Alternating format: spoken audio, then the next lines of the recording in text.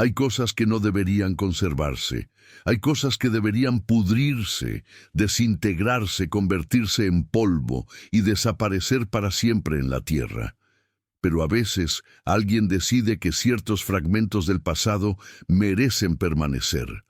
Y cuando eso ocurre, cuando alguien cruza esa línea invisible entre el recuerdo y la profanación, algo en el mundo se quiebra. Algo que nunca vuelve a cerrarse del todo. Esta historia comienza en Guadalajara, en el año de 1907, una ciudad que entonces parecía suspendida entre dos siglos, entre la promesa del progreso y el peso de las tradiciones. Las calles empedradas brillaban bajo la luz de los faroles de gas. Las familias adineradas presumían sus casas de cantera, con patios interiores llenos de bugambilias y fuentes de piedra.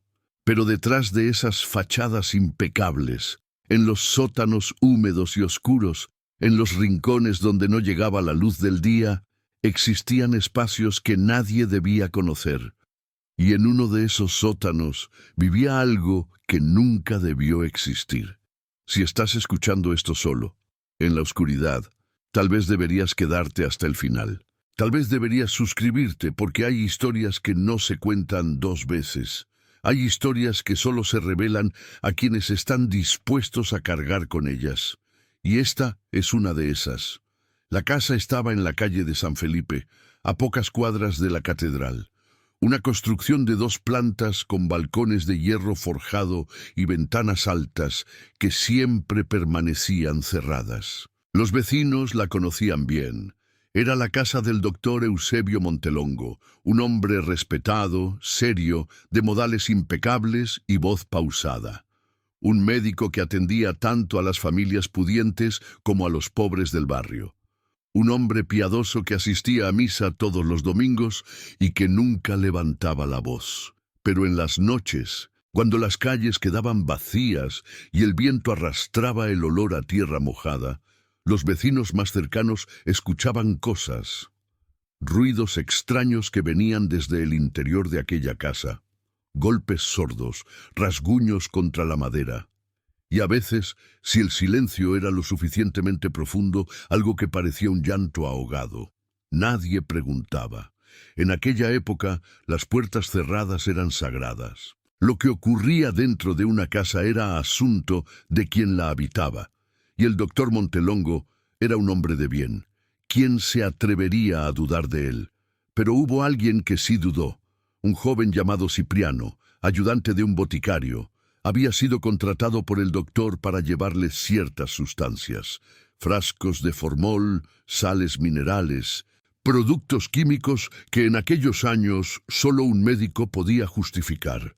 Cipriano hacía las entregas siempre al anochecer, como el doctor pedía, y cada vez que tocaba la puerta sentía algo raro, una opresión en el pecho, un peso en el aire, como si la casa respirara. El doctor abría apenas una rendija, tomaba los frascos, pagaba en silencio y cerraba. Nunca lo invitaba a pasar. Nunca cruzaban más de 5 palabras. Y sin embargo, Cipriano juraba haber visto algo en los ojos del doctor. Algo que no encajaba con su semblante sereno. Una especie de fiebre contenida. Una luz hambrienta. Una noche de octubre, el doctor no abrió la puerta. Cipriano tocó varias veces, esperó, volvió a tocar, nada. La casa estaba en completo silencio, pero había luz en el interior. Una luz tenue, amarillenta que parpadeaba detrás de las cortinas del segundo piso. Cipriano decidió dejar los frascos en el umbral y marcharse. Pero cuando se daba la vuelta, escuchó algo, un golpe, luego otro, y después un sonido que nunca olvidaría. Un arrastre lento, como si algo pesado se deslizara por el suelo de madera. Se quedó paralizado. El corazón le latía tan fuerte que sentía el pulso en la garganta. Debió irse, debió correr. Pero en lugar de eso, hizo algo que cambiaría todo. Se acercó a una de las ventanas laterales de la casa, una que daba a un pasillo estrecho, y miró hacia adentro. Lo que vio esa noche lo acompañaría hasta su último día. Escucha, Si alguna vez has sentido que algo te observa desde la oscuridad, sabes lo que es ese miedo primitivo que te dice que no estás solo, que algo, en algún lugar, está prestando atención a cada uno de tus movimientos. Y ahora imagina que esa sensación no viene de la oscuridad, sino de adentro de una casa, de un lugar que debería ser seguro, de un lugar donde alguien vive. Cipriano vio al doctor Montelongo descender por una escalera de madera. No la escalera principal de la casa, sino una escalera secundaria, oculta detrás de una puerta en el pasillo. Una escalera que bajaba hacia la oscuridad. El doctor llevaba una lámpara de aceite en la mano derecha y en la izquierda cargaba algo envuelto en una tela blanca, algo pequeño, algo que tenía la forma de... No. Cipriano retrocedió. Tropezó con una maceta y el ruido resonó en la noche silenciosa. Se levantó de inmediato y corrió. Corrió sin mirar atrás, sin detenerse hasta llegar a su casa, en el otro extremo de la ciudad. Y esa noche no pudo dormir. Cada vez que cerraba los ojos, veía la silueta del doctor bajando aquella escalera. Y cada vez que intentaba convencerse de que había sido su imaginación, sentía el peso de lo que había visto, porque lo que estaba envuelto en aquella tela tenía dedos. Los días pasaron. Cipriano dejó de hacer entregas al doctor. Inventó excusas. Su patrón le preguntó qué le pasaba, por qué temblaba cuando mencionaban esa casa. Cipriano no podía explicarlo. ¿Cómo decirle a alguien que un hombre respetado, un médico devoto, bajaba cada noche al sótano con algo que parecía humano? Pero el silencio no duró. Una mañana, una mujer del barrio llegó a la botica preguntando si alguien había visto a su hijo. Un niño de 7 años que había desaparecido 3 noches atrás. Había salido a jugar cerca de la fuente y nunca regresó. La mujer lloraba. La gente del barrio se organizó para buscarlo. Revisaron pozos, callejones, el río. Nada. Y entonces alguien mencionó que el último lugar donde lo habían visto era frente a la casa del doctor Montelongo. Cipriano sintió que el suelo se abría bajo sus pies. Esa misma tarde fue a hablar con el comisario. Le contó lo que había visto. Le habló de los ruidos, de la escalera, de la tela blanca con dedos. El comisario, un hombre de bigotes espesos y mirada desconfiada, lo escuchó en silencio. Luego preguntó: ¿Estás seguro de lo que viste, muchacho? Cipriano asintió. El comisario suspiró. Si esto es una mentira, te va a costar caro. El doctor Montelongo es un hombre de bien, pero si dices la verdad, entonces que Dios nos ampare. Esa misma noche, el comisario y 3 hombres más fueron a la casa del doctor. Tocaron la puerta. Nadie respondió. Tocaron de nuevo, con más fuerza. Nada. Finalmente derribaron la puerta. La casa estaba en completo silencio. Las velas se habían consumido hasta convertirse en charcos de cera. Los muebles estaban cubiertos de polvo, como si nadie los hubiera tocado en semanas. Todo parecía normal, demasiado normal, pero en el aire flotaba un olor dulzón, enfermizo, que se te pegaba en la garganta. El olor del formol mezclado con algo más, algo orgánico, algo que se estaba pudriendo. Siguieron el olor hasta el pasillo del que Cipriano había hablado. Encontraron la puerta oculta, y detrás de ella, la escalera. Uno de los hombres se negó a bajar. Dijo que sentía algo malo, que ese lugar no debía abrirse, pero el comisario insistió. Encendieron lámparas y comenzaron a descender. Los escalones crujían. Las paredes de piedra sudaban humedad. El aire se volvía más denso, más pesado, como si la casa misma intentara expulsarlos. Y cuando llegaron al sótano, cuando la luz de las lámparas iluminó aquel espacio olvidado, todos se detuvieron, y uno de ellos vomitó. Lo que había ahí abajo no debería existir. El sótano era amplio, las paredes estaban forradas con estantes de madera, y en esos estantes, ordenados con una precisión perturbadora, había frascos, Decenas de frascos de vidrio llenos de formol, y dentro de cada frasco había partes, manos pequeñas, pies infantiles, ojos que flotaban suspendidos en el líquido amarillento, mechones de cabello, fragmentos de piel, y en el centro del sótano, sobre una mesa de metal manchada de óxido, había un libro abierto, un diario. El comisario se acercó con manos temblorosas. Las páginas estaban llenas de anotaciones meticulosas, fechas, nombres, descripciones anatómicas. El doctor Montelongo había estado coleccionando partes humanas durante años. No de cadáveres olvidados en el hospital, no de cuerpos donados a la ciencia, de niños que nadie buscaría demasiado, huérfanos, niños de la calle, hijos de familias pobres que desaparecían en la noche y cuya ausencia se atribuía a accidentes, enfermedades, mala suerte. El doctor los había atraído con promesas, con dulces, con monedas. Los había llevado a su casa, y una vez adentro, en ese sótano que olía a muerte disfrazada de ciencia, los había desmembrado con la precisión de un cirujano. Había conservado cada parte en formol. Había etiquetado cada frasco con el nombre del niño, la fecha de adquisición, y notas sobre la textura, el color, el estado de conservación. Y en la última página del diario, escrita con una caligrafía temblorosa, había una frase que helaba la sangre. Los recuerdos no mueren si los conservas bien. La memoria de un niño es eterna en formol. El doctor Montelongo nunca fue encontrado. Cuando los hombres subieron del sótano, pálidos y temblorosos, organizaron una búsqueda inmediata.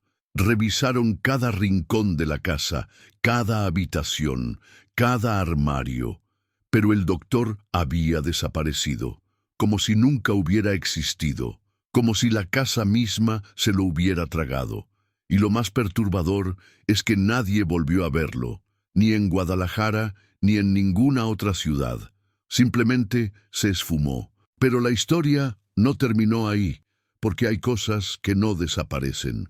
Hay cosas que se quedan, que se pegan a los lugares, que contaminan el aire, la tierra, las paredes. Y esa casa en la calle de San Felipe quedó marcada para siempre. Durante meses, nadie se atrevió a acercarse.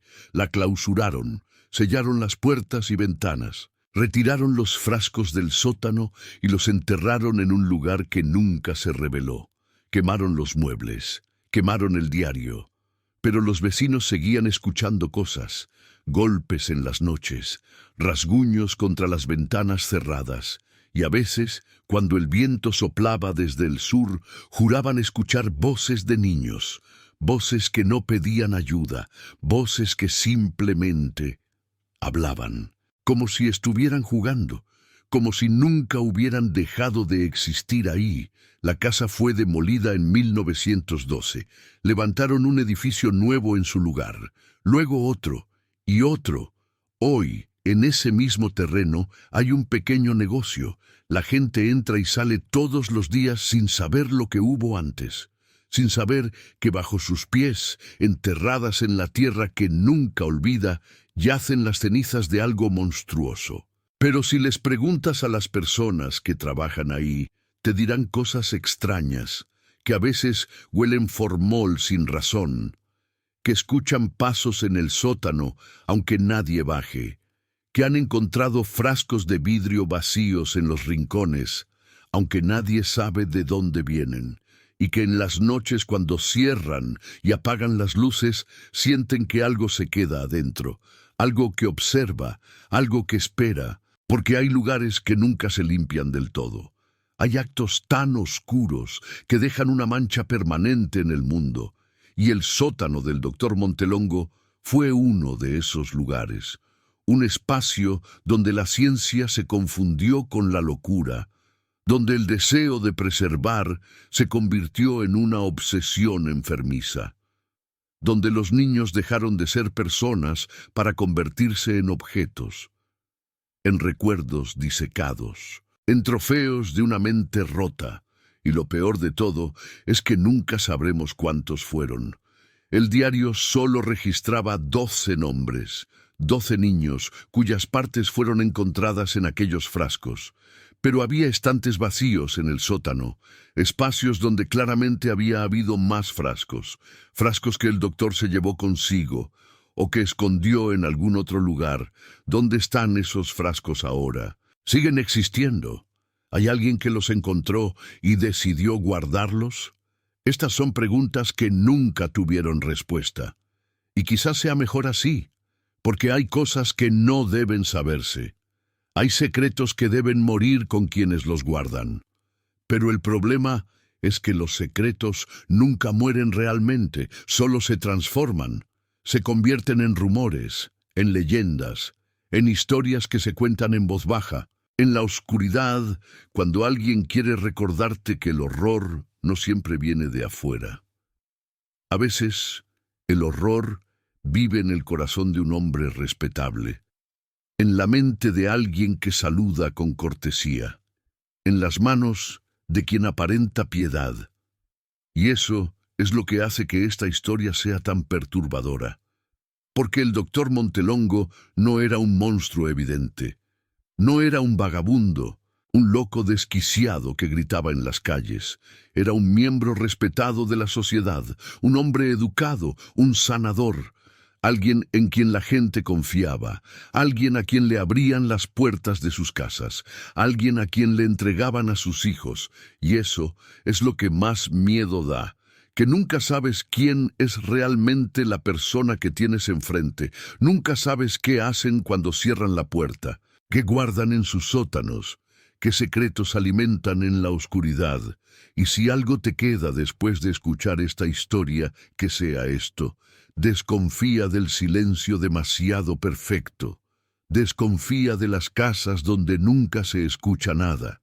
Desconfía de las personas que nunca muestran emociones, porque a veces el silencio no es paz, es contención, es algo que se está reprimiendo. Y cuando finalmente se libera, ya es demasiado tarde. Ahora bien, antes de que termines de escuchar esto, quiero que pienses en algo. Piensa en las casas viejas de tu ciudad, esas que llevan ahí desde hace décadas, desde hace un siglo. Piensa en los sótanos que nunca has visto, en las puertas que siempre han estado cerradas, en los vecinos que nunca hablan de ciertas habitaciones. ¿Qué crees que hay ahí adentro? ¿De verdad quieres saberlo? Si alguna vez has sentido algo similar, si alguna vez has estado en un lugar que te hizo sentir observado, que te hizo sentir que algo no estaba bien, déjamelo saber en los comentarios. Escribe simplemente «lo sentí» o «no estoy solo». Y si conoces a alguien que no debería escuchar esto solo, compártelo. Porque hay historias que deben compartirse, historias que deben recordarse, no para entretenernos, sino para advertirnos, para recordarnos que el mal no siempre es obvio, que a veces usa traje, que saluda con educación, que habla con voz suave, y que cuando finalmente lo descubres, ya ha hecho demasiado daño. El caso del doctor Montelongo nunca se cerró oficialmente. Los archivos desaparecieron. Las familias de los niños nunca recibieron justicia, y el hombre responsable se esfumó como el humo.